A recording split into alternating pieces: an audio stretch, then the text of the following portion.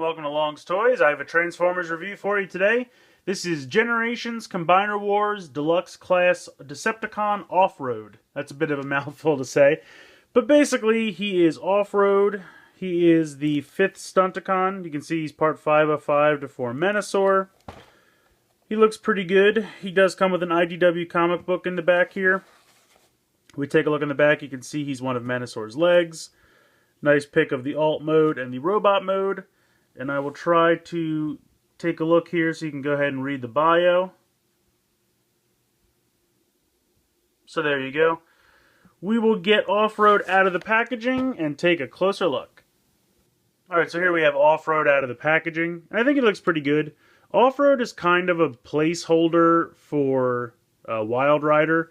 I'm a little behind in the comics, so I'm not sure if Offroad is in the comics, and that's why we got him instead of Wild Rider, or if it's just that they lost the rights to Wild Rider, the name. But I'm not really sure, because usually they just put like Decepticon or Autobot in front of the name if they want to use it, and they don't have the rights to the name by itself. So, not sure. But either way, he's a very cool figure. I really like his color scheme. I like the kind of dark gray and teal. I've always thought those colors look really good together. Dark teal, or just teal and purple, looks really good together too. So basically, I think he looks really good as far as his robot mode. It's kind of simple, but it really works. Articulation-wise, the head is on a ball joint, side to side. Does not have any light piping. There's a ball joint in the shoulder. And there's also a kind of a hinge here for the shoulder pads. Now, if you want, the way they have this is there's kind of a little spot here, and I'll try to zoom in, see if you can see. Let me lift this up. So you can see here there's kind of just a little notch, and then there's two little spots so that on each side of this, so that when you put it in, they just kind of fit into the notch, and that's what holds this in place.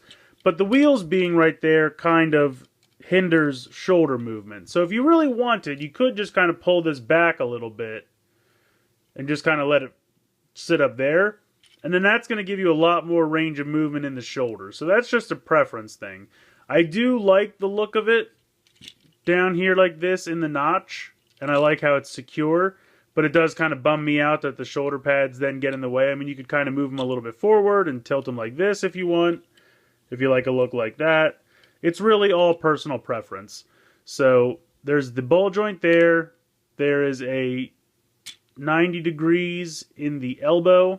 Well, basically 90 degrees. Lift this up. It's not quite 90 degrees, but it's very close. There's also a swivel there in the elbow, so you can go out to the side. No movement in the wrists or anything like that. There is waist articulation here. You can move that around. You do have a thigh swivel right there. And then you have pretty much 90 degrees in the knee. Nothing in the ankle or the feet. That's all pretty solid. And I do really like his head sculpt. I'm going to move in on that. I like it a lot. I don't really remember what G1 Wild Rider's head looked like, but I kind of think he had kind of cones on the side of his head, if I remember correctly. This guy's definitely an all-new original character, but I like the yellow face with the red eyes. I think the crown or the crest on his head looks pretty good. I really like it. I like the Decepticon symbol here. So while he's not Wild Rider, I definitely think he's a cool character. And like I said, I'm behind in the comics, so maybe he's in the comics and he's a really awesome character. I'm not sure. Decepticon symbol there. But we'll go ahead and we'll take a look at his transformation. So his transformation is actually fairly simplistic, but it is satisfying. You're going to start out by just kind of pushing his feet together, and they click together very nicely. His legs transform very similar to one of the aerial bots, where like this front section comes forward, and then you're kind of accordioning like an accordion rather, the feet in, and you can see how there's a little bit of a come all apart now. Let me start again. So, what are you doing? Sandwich the feet together. Then you're going to have this fold in on itself, which is sometimes not difficult, but it wants to give me the business right now because it's on camera. There we go. So then it'll click in spot right back there. You can see where it kind of completes, it fills in a little bit of the hole there and completes the back windshield. Then just make sure these are all lined up nice and correct, and then you're going to fold this part closed. So just like an aerial bot feet, or legs rather, and you can he's kind of a little munchkin now. Then you're just going to straighten out the arms, and the shoulder pads will kind of click into place. And then very simply, they are just going to fold down. There's a gray joint here in the shoulder. It's a little tight on mine, but once you get it down, they'll literally just fold straight down into the side. Very nice and easy. Sit flush with everything, and it looks really good. Then the directions say to turn the head around.